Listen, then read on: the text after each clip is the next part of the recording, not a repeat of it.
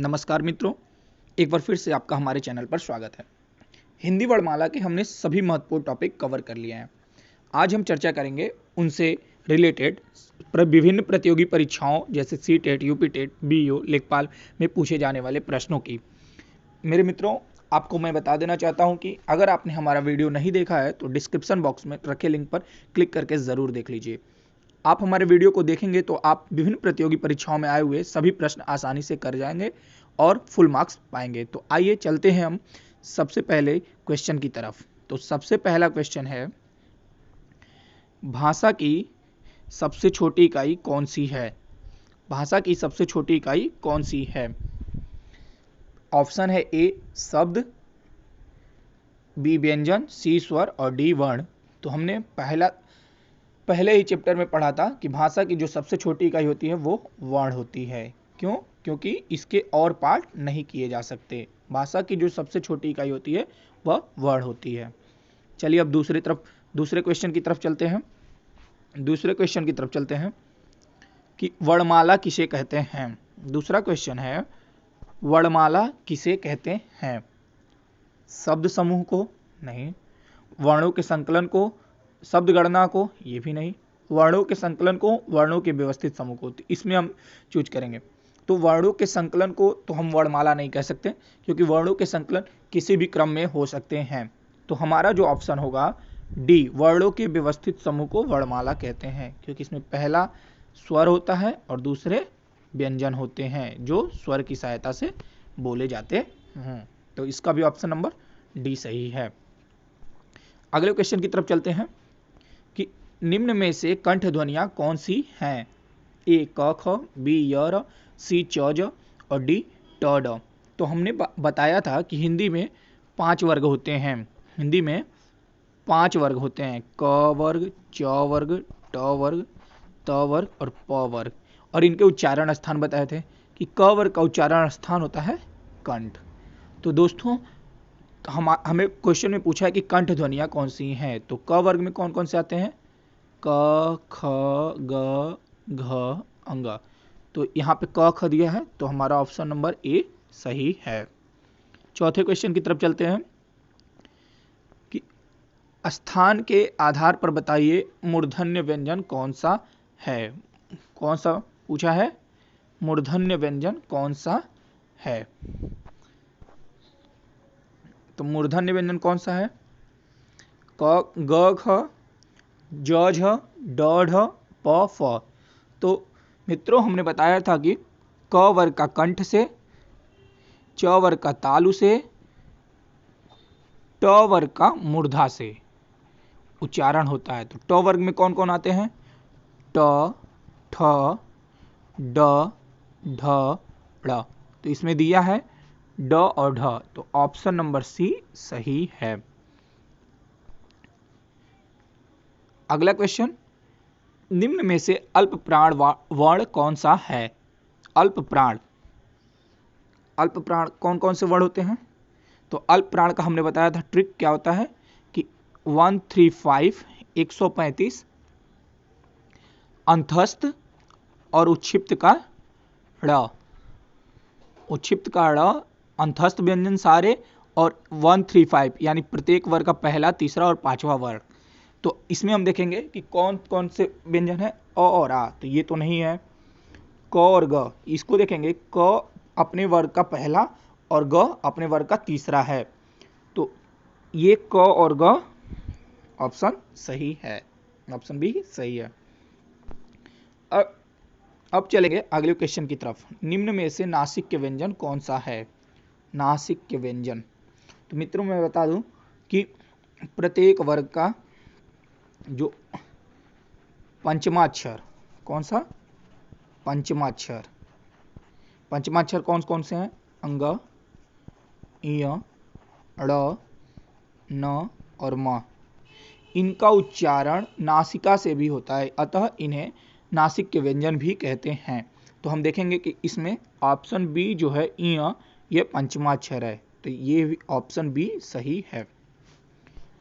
7वें question की तरफ चलें कि हिंदी वर्णमाला में अयोगवाह वर्ण कौन से हैं? Option A a uh, B E ई, सी उ उ और डी अंग और अह।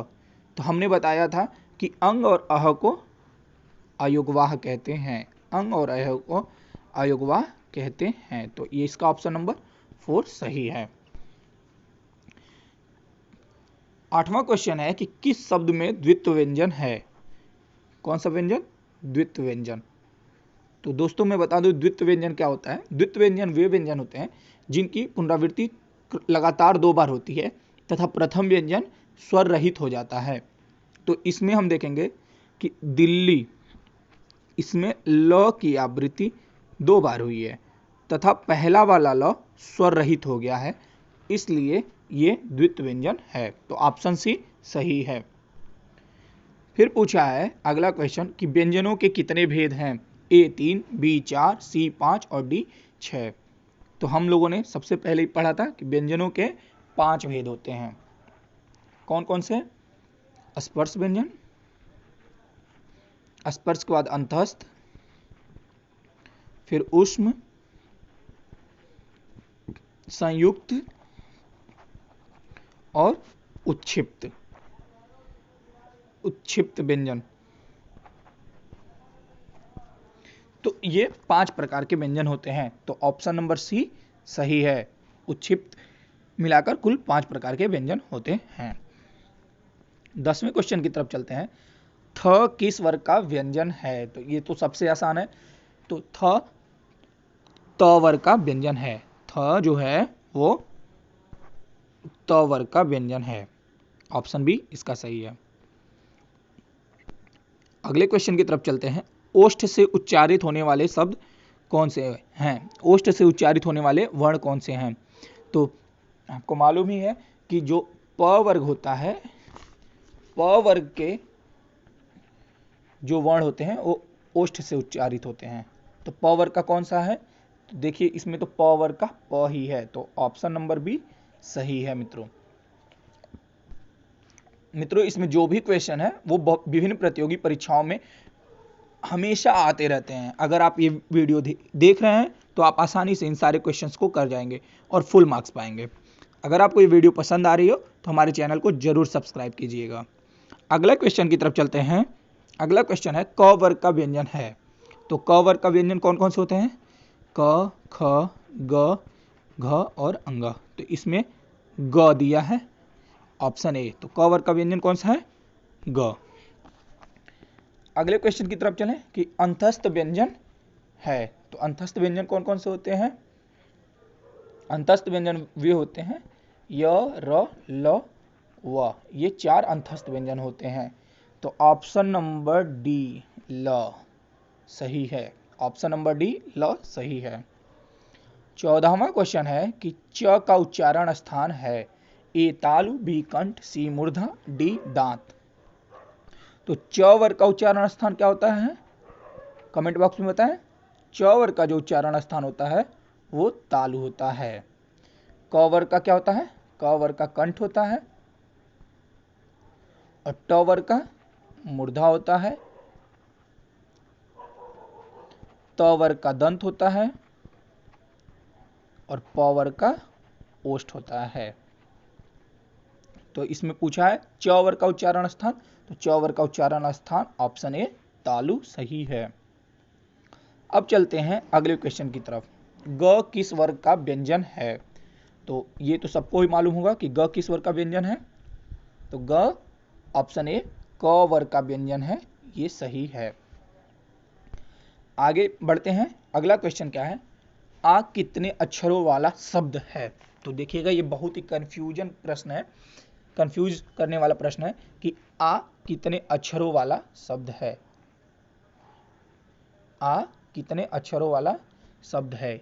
Option A 1, B 2, C 3, D 4।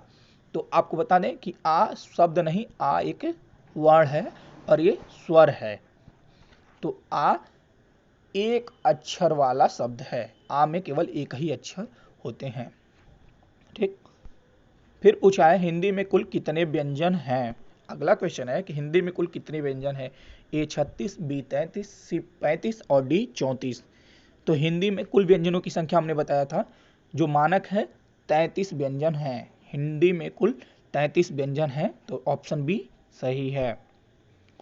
18वां question की तरफ चलें। ध व्यंजन का उच्चारण कैसा है? ध व्यंजन का उच्चारण कैसा है? अघोष, बी सघोष, सी मघोष, डी खगोश। तो इसमें देखेंगे मघोष और खगोश तो कोई वर्ण होता नहीं है, तो ये तो पहले ही गलत हो गए दो ऑप्शन।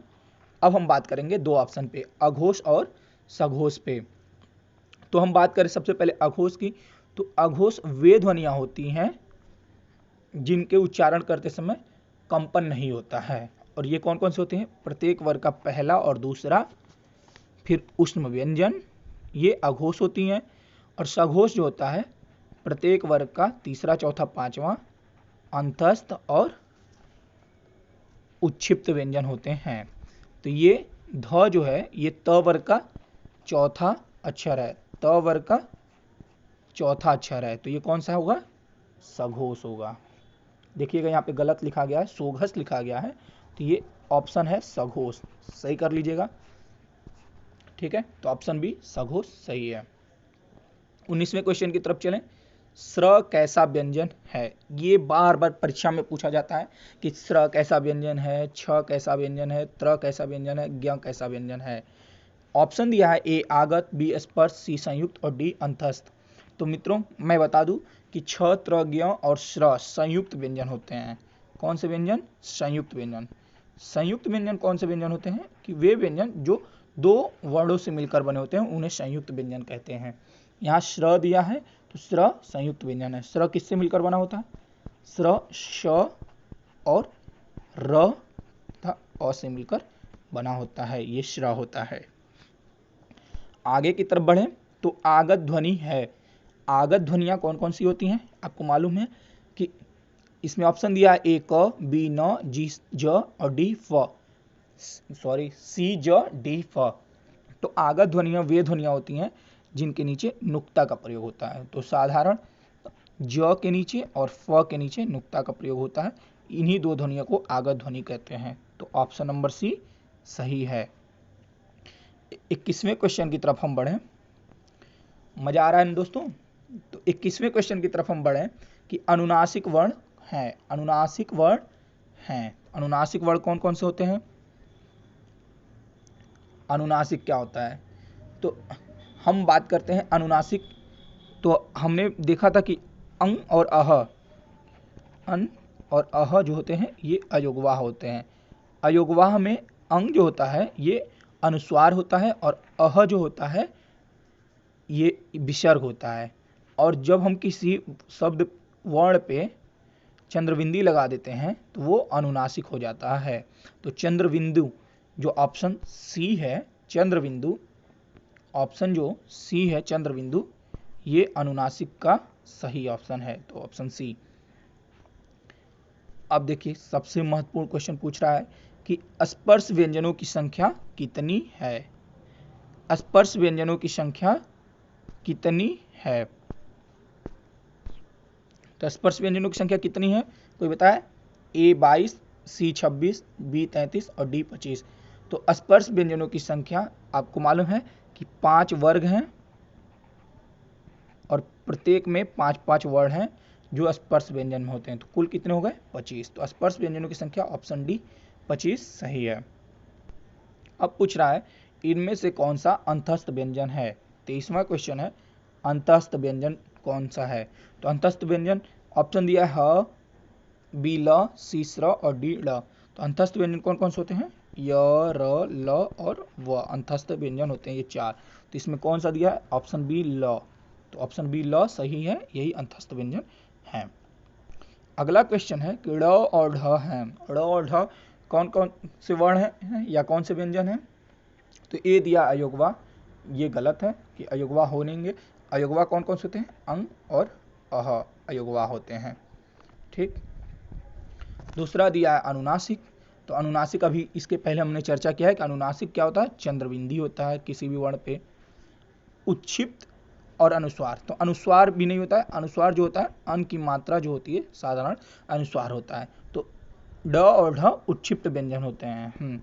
उच्छिप्त व्यंजन ड़ और ढ होते हैं। अगले क्वेश्चन की तरफ बढ़ें। अगला क्वेश्चन है कि वे व्यंजन जिनके उच्चारण में कम श्वास बाहर निकलती है। ए महाप्राण, सी अल्पप्राण, बी अयोग्वा और डी सघोष। तो ये सबसे आसान है कि पहले तो देखेंगे कम श्वास, तो जब कम की बात ही आ गई, कम की बात हो गई, तो ये क्या हो गया, अल्प प्राण, क्योंकि अल्प का मतलब होता है कम और प्राण का अर्थ का किससे लिया गया है, प्राण का अर्थ लिया गया है श्वास से। प्राण का संदर्भ किससे लिया गया है, श्वास से। कहते हैं ना कि जब शरीर में सांस हो गई तो आदमी जिंदा रहता है, तो वही प्राण का अर्थ जो लिया गया है वो श्वास से लिया गया है। अगले क्वेश्चन की तरफ बढ़े कि अघोष व्यंजन होते हैं। अघोष व्यंजन होते हैं प्रत्येक वर्ग का पहला दूसरा, बी प्रत्येक वर्ग का तीसरा चौथा पांचवा, सी अंतस्थ व्यंजन, डी अनुस्वार और अनुनासिक। तो अघोष व्यंजन जो होते हैं वो प्रत्येक वर्ग के पहले दूसरे और ऊष्म व्यंजन जो होते हैं वो अघोष होते हैं, क्योंकि इनके उच्चारण करते समय स्वर यंत्रियों में कंपन नहीं होता है। तो ये कौन से हैं, ऑप्शन ए प्रत्येक वर्ग का पहला दूसरा जो है ये सही है। अगला क्वेश्चन है कि महाप्राण वर्ण है। 27वां जो क्वेश्चन है पूछा है महाप्राण वर्ण है। तो महाप्राण वर्ण कौन कौन से होते हैं, प्रत्येक वर्ग का दूसरा और चौथा महाप्राण वर्ण होते हैं। तो इसमें देखेंगे कि ऑप्शन दिया ग, घ, ञ और ज।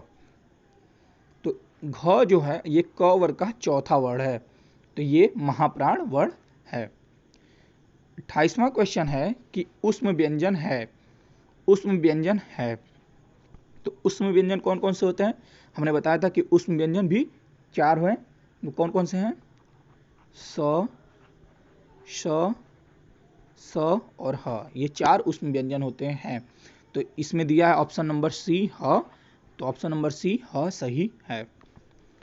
अगला क्वेश्चन 29वां है कि अनुनासिक होता है। तो अनुनासिक क्या होता है, ए दिया है स्वर, बी दिया है, सी दिया है व्यंजन, बी दिया है अयोग्वा और डी दिया है विसर्ग।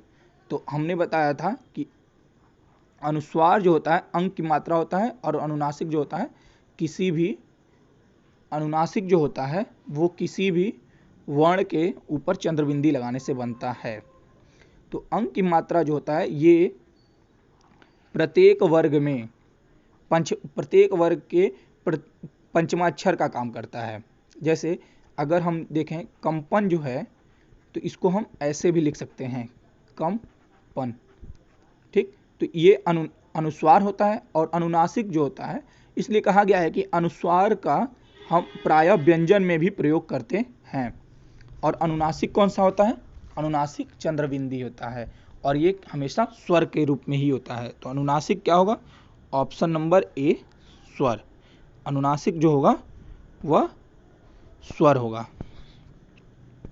अनुनासिक स्वर होगा, ठीक। अब बात करेंगे अगले क्वेश्चन की, समृद्ध स्वर है। 30वां क्वेश्चन पूछ रहा है कि समृद्ध स्वर है। समृद्ध स्वर कौन से होते हैं, कि वे स्वर जिनके उच्चारण करते समय मुंह जो होता है, जीभ जो होते हैं ऊपरी तालु को स्पर्श करता है, उठा हुआ। तो समृद्ध स्वर कौन कौन से होते हैं, तो समृद्ध स्वर होते हैं, समृद्ध स्वर कौन कौन से होते हैं बताइए कोई। समृद्ध स्वर, समृद्ध स्वर होते हैं आपके ई, ई, ठीक। तो ये समृद्ध स्वर है ई, ठीक है। ऑप्शन नंबर डी जो है वो समृद्ध स्वर होता है ई। 31वां क्वेश्चन है विवृत स्वर है। तो विवृत स्वर कौन से होते हैं, कि जिन स्वरों को उच्चारण में मुंह क्या हो जाता है, खुला हुआ रहता है। तो इसका ऑप्शन दिया ए आ, बी अनुनासिक, सी चंद्रबिंदु, डी च। तो इसका जो ऑप्शन नंबर ए है, ऑप्शन नंबर ए आ सही है, क्योंकि आ का जब आप उच्चारण करेंगे तो आपका मुंह खुला हुआ रहता है। अगला क्वेश्चन है कि अग्र स्वर है। अगला क्वेश्चन है अग्र स्वर है। तो अग्र स्वर कौन से होते हैं, जिनका उच्चारण जीभ के अग्रभाग से होता है। तो जीभ के अग्रभाग से कौन से स्वरों का उच्चारण होगा, इसमें ऑप्शन दिया ई, ओ, अह और ज्ञ। तो आप जब उच्चारण करेंगे तो आप देखेंगे कि केवल इसमें ई का जो उच्चारण है वो अग्रभाग से हो रहा है। तो ऑप्शन नंबर ए ई सही है। अगला क्वेश्चन है कि पश्च स्वर है। क्वेश्चन है पश्च स्वर है। तो पश्च स्वर क्या होता है? पश्च स्वर वे स्वर होते हैं जिनका उच्चारण जीभ के पश्च भाग से होता है। तो जीभ के पश्च भाग से होता है, तो इसमें ऑप्शन क्या दिया? अह, आ और विसर्ग। तो अब जब देखेंगे आ का जब उच्चारण करेंगे तो आ का जो उच्चारण होता है वो जीभ के पश्च भाग से होता है। तो पश्च स्वर हो गया आ। अब लास्ट क्वेश्चन और अंतिम क्वेश्चन कौन सा है कि मध्य स्वर है। तो हमने बताया था कि मध्य स्वर केवल एक ही होता है, और वो कौन सा होता है? ऑप्शन नंबर सी अ जो है वह मध्य स्वर है।